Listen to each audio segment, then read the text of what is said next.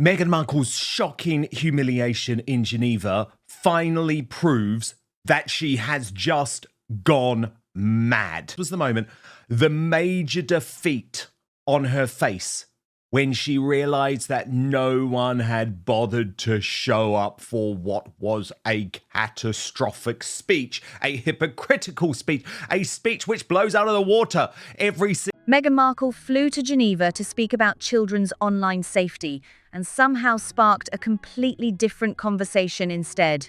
The way it all unfolded reveals something critical about the challenge she now faces every time she steps in front of a camera. The gap between what she intended and what actually happened tells you everything about where things stand for her right now.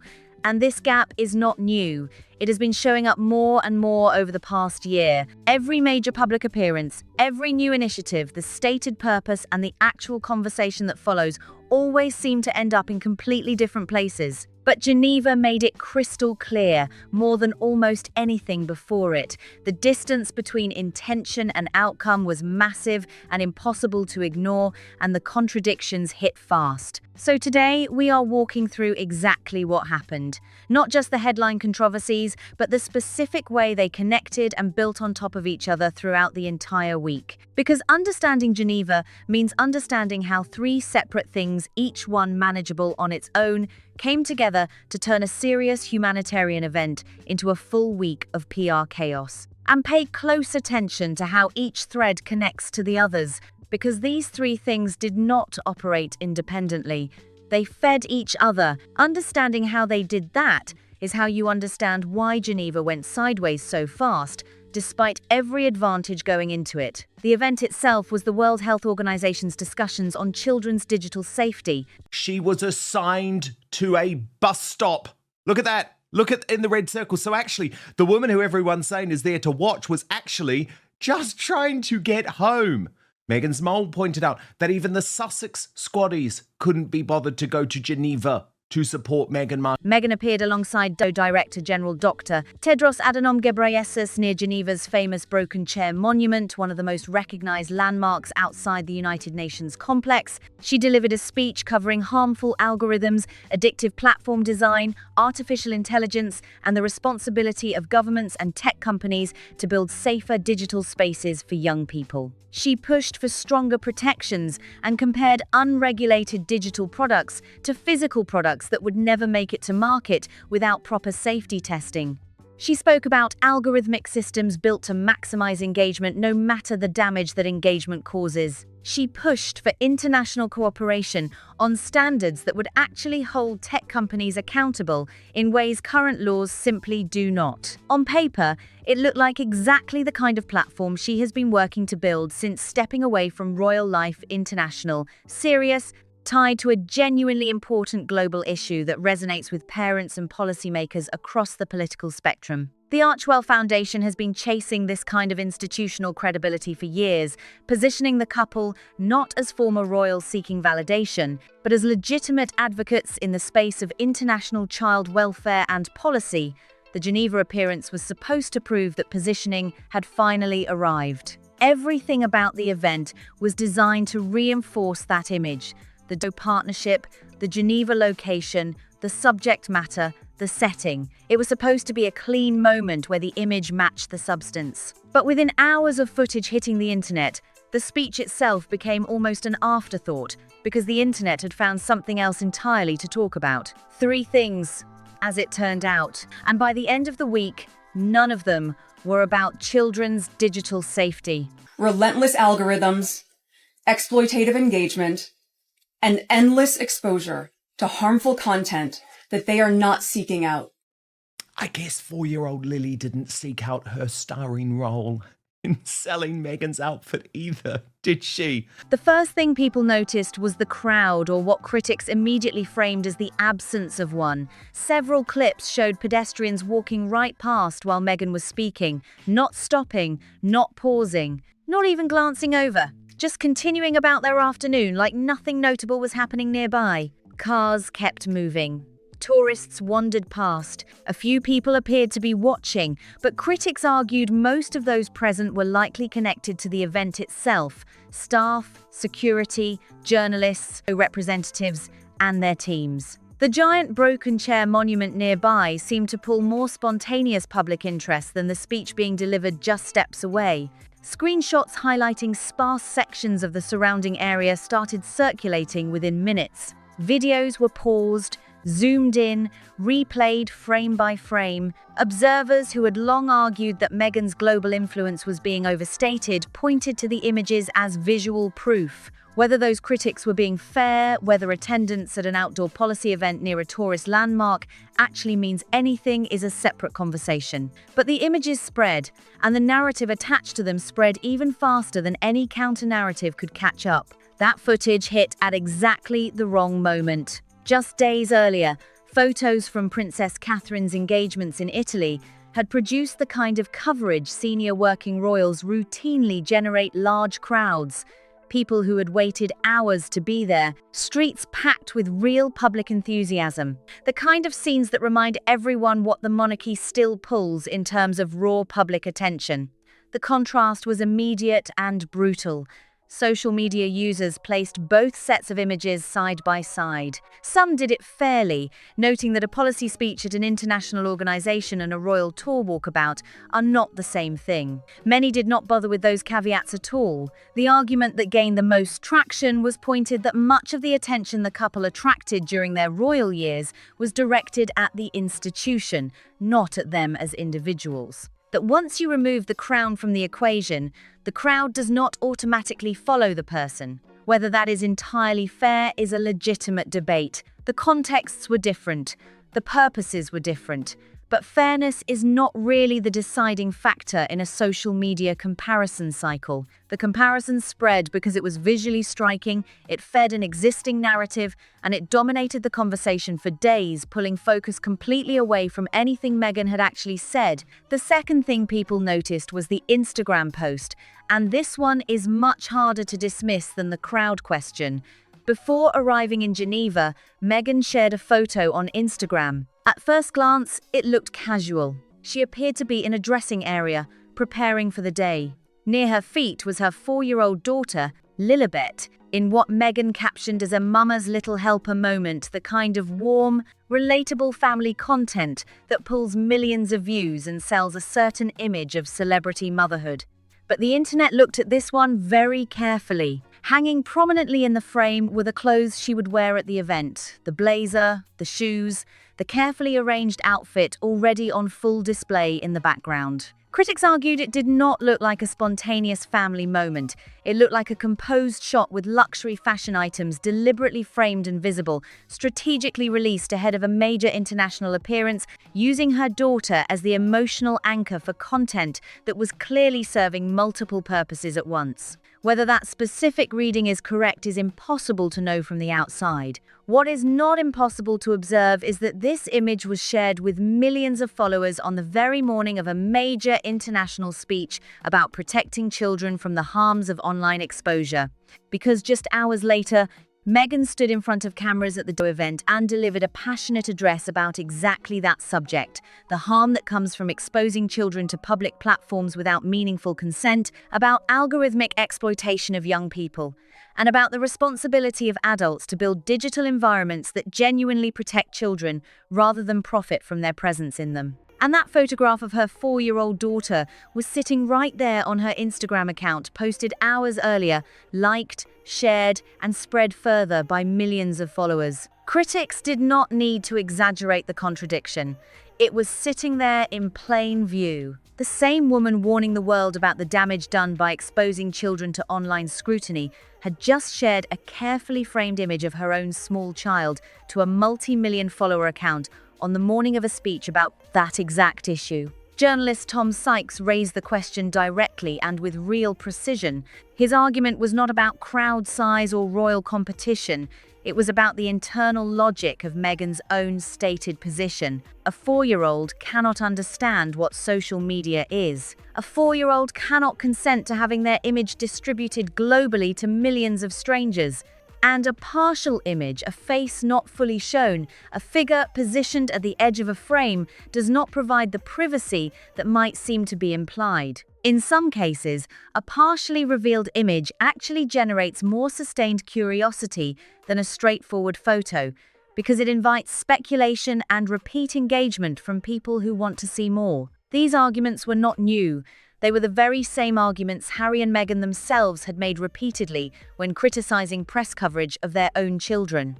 What made this round of criticism more damaging than usual was where it was coming from. Not just from royal commentators who have been skeptical of Meghan for years, people whose criticism her team can easily dismiss as motivated opposition. It was coming from observers who had taken her stated position on children's privacy seriously, evaluated it on its own merits, and then applied that same logic consistently to her own behavior. That kind of criticism is harder to shake because it is not rooted in hostility. It is rooted in the very principles Meghan herself has publicly championed. When your critics are using your own arguments against you, you cannot simply call them wrong, not without also admitting that your own principles were wrong in the first place. The irony was impossible to miss. A conversation about a speech on children's online safety was being driven by an Instagram post featuring a child shared with millions of followers. That contradiction did not need any editorial spin to land. It was visible right on the surface, and that visibility is exactly what made it so damaging. Not because it required exaggeration, but because it did not. The third thing that dominated the conversation was a gesture, a tiny one. A few seconds at the end of the speech that, in any other context, would have passed completely unnoticed. As Meghan reached her emotional conclusion, urging leaders, parents, and tech companies to act, asking future generations to look back and see that the right decisions were made today, cameras caught a brief movement. She touched her nose. That was it! A split second. A completely ordinary physical reflex. But this is Meghan Markle in 2026, and when it comes to her public appearances, almost nothing goes unnoticed. Within hours, the clip was circulating across every major platform. Users slowed it down, zoomed in, and replayed those final seconds on a loop. Entire threads emerged trying to decode what the gesture meant. Was she emotional? Nervous? Simply dealing with a physical reflex under the pressure of a high-stakes address? Nobody knows, and nobody could possibly know from watching a few seconds of footage. That uncertainty is precisely why it spread so far. The honest answer is that it was almost certainly nothing. A completely natural physical response to the pressure of delivering an international speech at an event that had already attracted significant unwanted scrutiny before she even finished speaking. People touch their faces constantly and unconsciously. It means nothing. But it landed in the worst possible context. The attendance questions were still running. The Instagram controversy had not resolved. The comparisons with Catherine were everywhere. And now there was another clip to analyze, another moment to replay, another small fragment that became its own conversation and pulled attention even further from the message.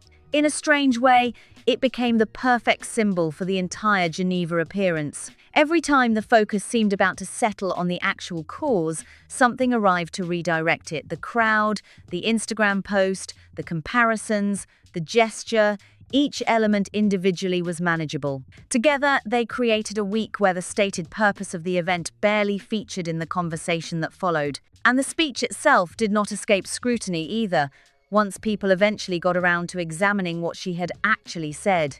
On substance, Meghan's argument was coherent and broadly in line with a real and genuinely important global debate. Governments across multiple countries are already wrestling with social media restrictions for young people. Concerns about screen addiction, cyberbullying, algorithmic exploitation, and the documented mental health impacts of digital platforms on young people are serious policy questions that deserve serious attention. She was not wrong to raise them, and the chaos of the week does not make the underlying issue any less important or the speech any less substantive. But critics raised a specific concern about the framing that was harder to dismiss than the usual opposition noise. Some listeners felt that parts of the speech moved beyond child safety into broader and more contested territory language about algorithmic accountability, content moderation, and what kinds of information people should be permitted to encounter online. For some, that was a natural extension of the child safety argument. For others, it started to sound like something with very different implications about who gets to control what people can read and watch. That distinction matters because it determines who the speech is actually for and who is likely to hear it sympathetically. A speech focused specifically on protecting children from exploitation has a wide and politically diverse audience. A speech that edges into broader content regulation touches a much more contested political space, with supporters and opponents distributed very differently across the spectrum. The WHO involvement added its own layer of complexity. The organization is known primarily for traditional public health disease, medicine, vaccination, global healthcare infrastructure. Its role in digital content policy is far from obvious, and several serious observers questioned how it had arrived at this particular territory and what its actual expertise in the space even was. Some argued that connecting the speech to the WHO was designed to lend institutional credibility to a policy argument that might otherwise face harder questions. Others simply asked what the actual authority in this space was. These were not unreasonable questions. By the end of the week, one uncomfortable reality had become very hard to argue with. The story Meghan wanted people to discuss was children's digital safety. The story the internet wanted to discuss was Meghan Markle, and those were not the same story. They were not even in the same conversation for most of the week. What makes this particularly difficult to address is that the problems compound each other in ways that individual PR responses simply cannot fix. Responding publicly to the crowd comparison draws more attention to the crowd comparison. Explaining the Instagram post prolongs the conversation about the contradiction. Engaging with the gesture keeps the clip circulating for another news cycle. The standard tools, denial, explanation, counter-narrative, tend to make each situation worse rather than better, because using them requires engaging with the very thing you are trying to move past. The only effective response would be time, consistency, and a period where behavior and stated values align clearly enough for long enough that the accumulated contradictions begin to lose their grip. That is a much longer project than any single speech in any single city could deliver, and one that requires sustained consistency that the current configuration has not yet demonstrated. That is perhaps the most honest thing that can be said about the entire Geneva week.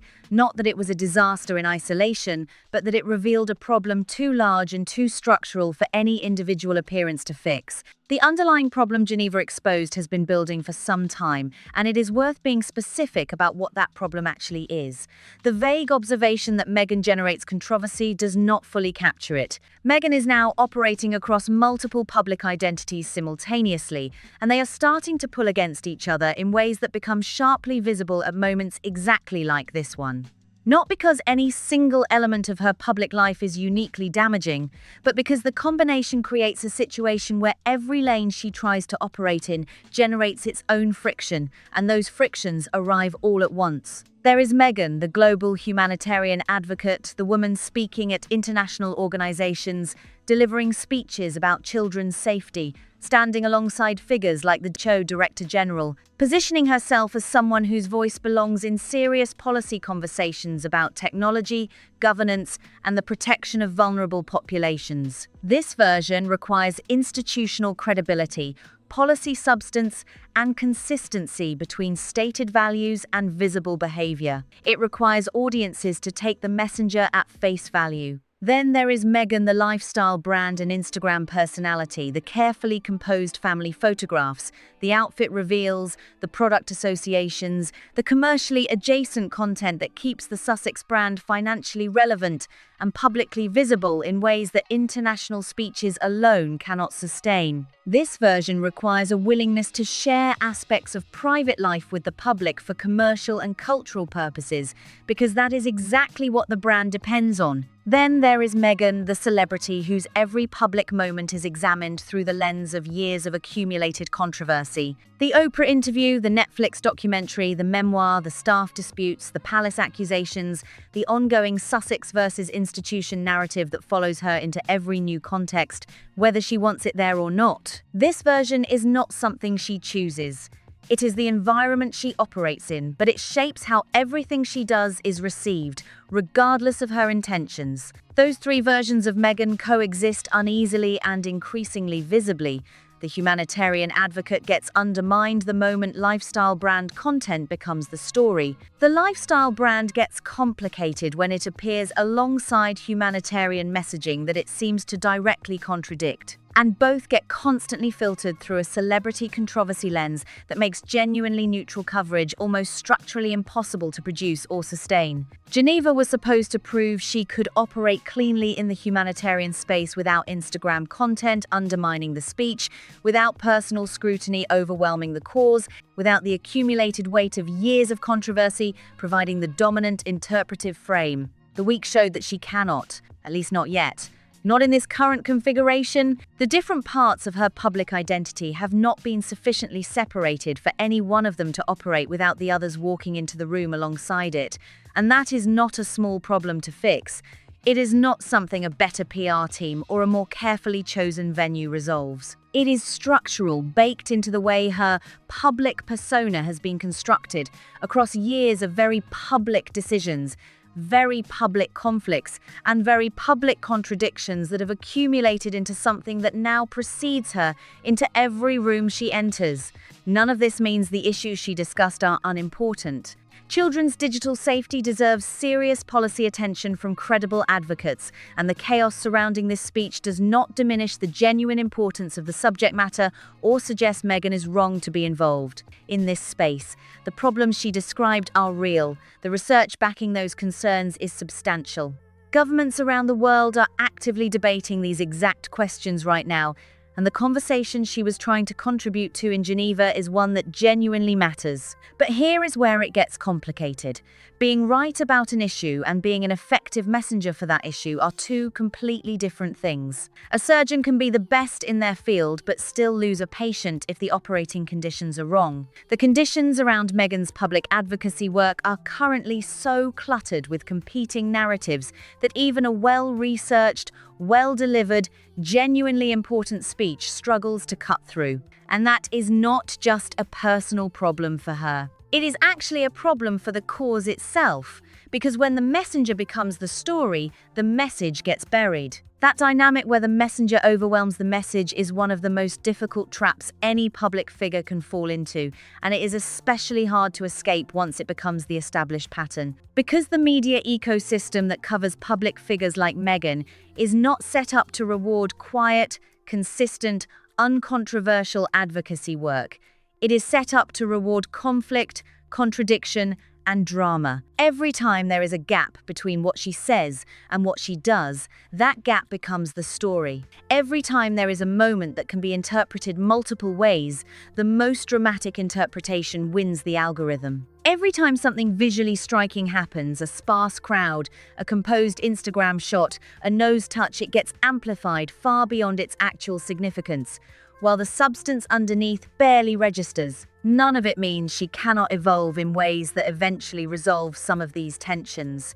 Reputations change. The relationship between a public figure and their audience can shift substantially with enough consistent and credible behavior over time. History actually backs this up. There are examples of public figures who have successfully rebuilt the connection between their stated values and their visible behavior, after periods where the gap between them became the dominant story, after periods where everything they did was viewed through a lens of suspicion and contradiction. Some of those turnarounds took years. Some required a near-complete withdrawal from public life, followed by a carefully managed re-entry. Some required the public figure to stop trying to control the narrative and simply let their actions speak over an extended period without commentary, without explanation, and without the kind of strategic public positioning that tends to invite scrutiny rather than dissolve it. The ones that worked shared a common thread. They were not achieved through a single well-designed event or a single strategically chosen international platform.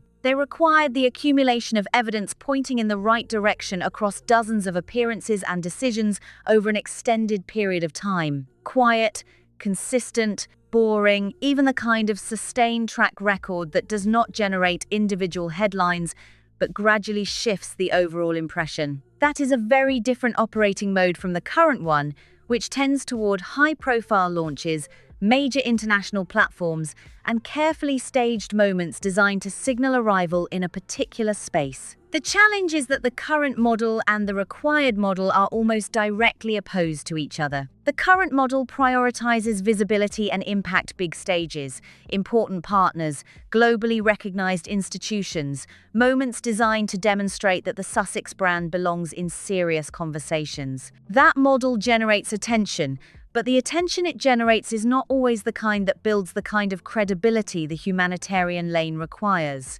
The required model prioritizes consistency over visibility, showing up repeatedly, delivering on commitments quietly, building institutional relationships through sustained engagement rather than high-profile appearances, and accepting that the credibility this builds is slower and less dramatic than a speech in Geneva, but ultimately more durable.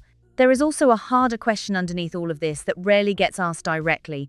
What does Meghan actually want her public life to look like in 5 years?